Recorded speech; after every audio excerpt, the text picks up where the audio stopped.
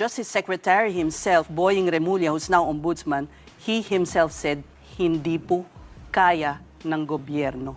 This is why the victims have gone to the ICC for justice. Hindi ho kaya dito.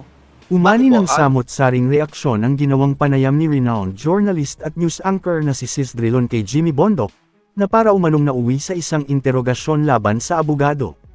May mga pagkakataon ding hindi umano hinahayaan ni Drilon na tapusin ni Attorney Bondoc ang kanyang mga sagot.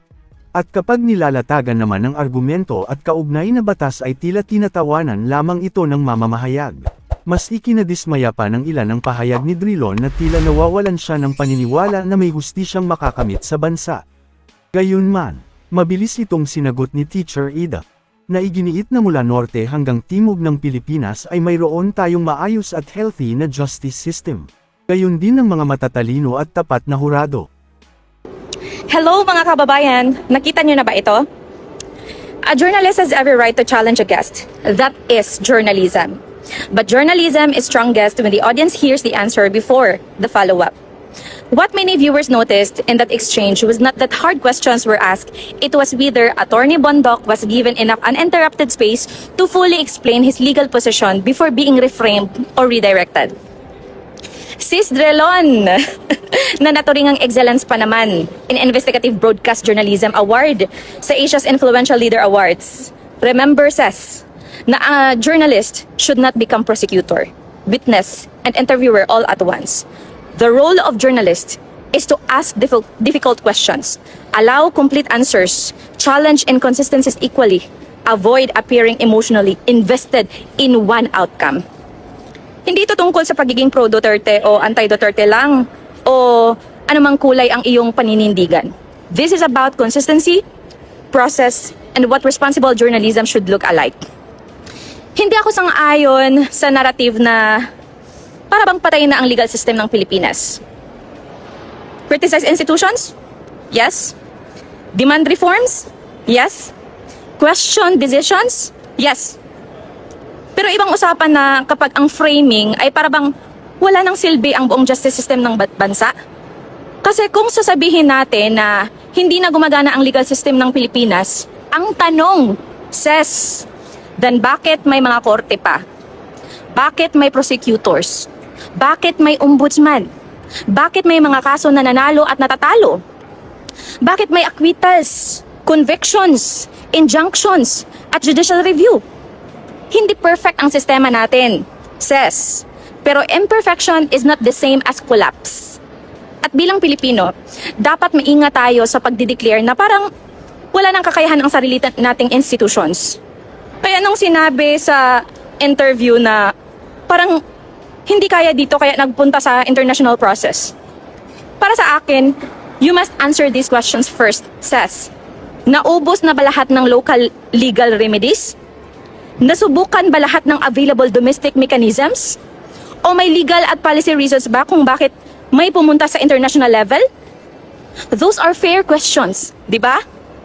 At isa pang punto, kapag may taong nagtatanong tungkol sa jurisdiction, due process, sovereignty, at tamang procedure, gaya ng panig na question ng panig ni Senator Bato, hindi automatic na anti-justice iyon, Ses.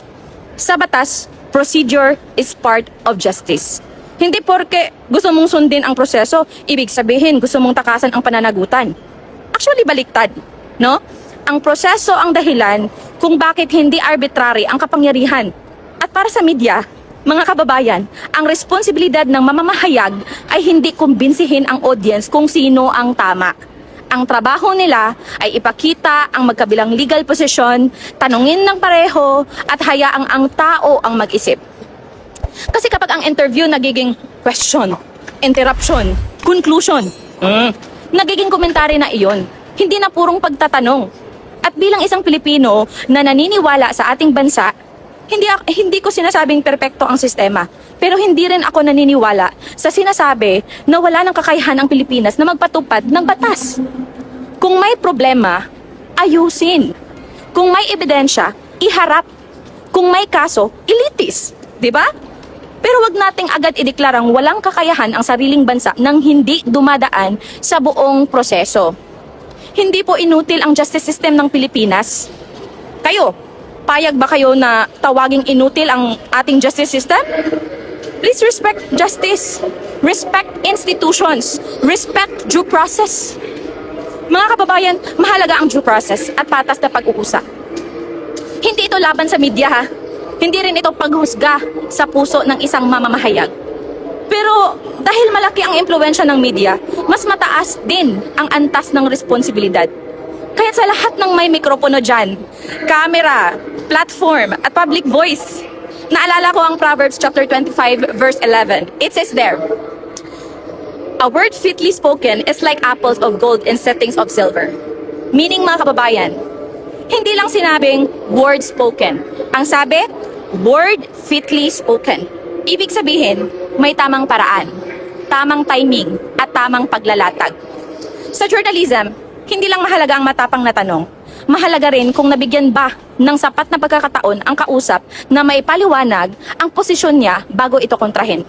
Kasi minsan, kapag sobrang bilis ng interruption, ang audience hindi na naghahanap ng katotohanan.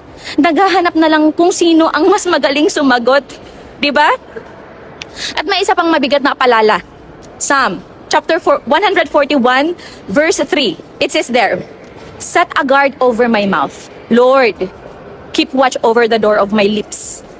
Ang ganda nito mga kababayan. Kasi kahit gaano katalino, kahit gaano ka-eksperto, kahit gaano katagal sa industriya, matagal na kasi yan sa industriya si Sesdrelon eh, lahat tayo nangangailangan ng restraint.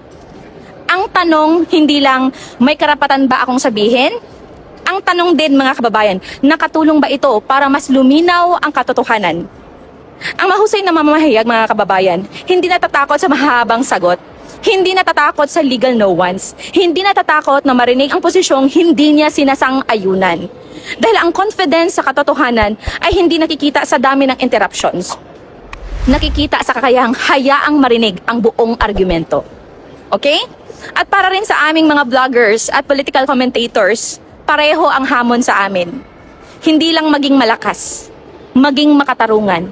Hindi lang magsalita, makinig. Hindi lang manalo sa usapan, kundi tumulong na mas lumapit ang publiko sa katotohanan.